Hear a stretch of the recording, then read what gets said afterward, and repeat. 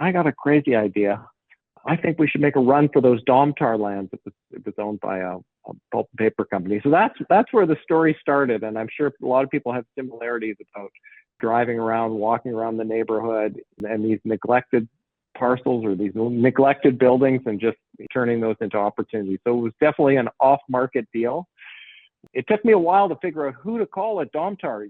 You can't go onto the website and find out who's responsible for real estate. They're a large multinational company, and it took a lot of kind of asking around. Probably took me about a month and a half to figure out who to call.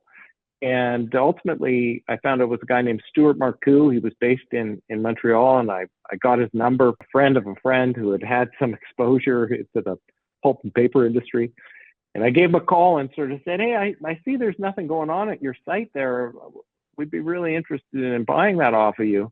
And he told me, he said, Rodney, listen, we got a done deal here. We're selling that thing to the feds. We've been dealing with them for a long time. They got a whole vision. It's going to be fantastic. You're going to see something in the paper in a couple of days. Thanks for calling, but we're not interested.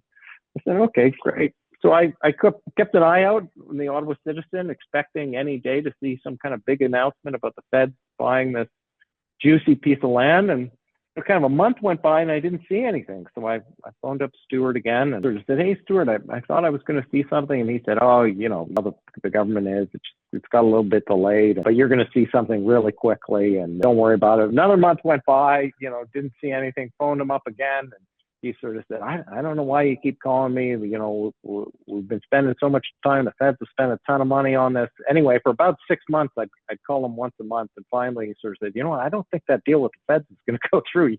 You better come to Montreal. And we went and met with him in Montreal and put that deal together.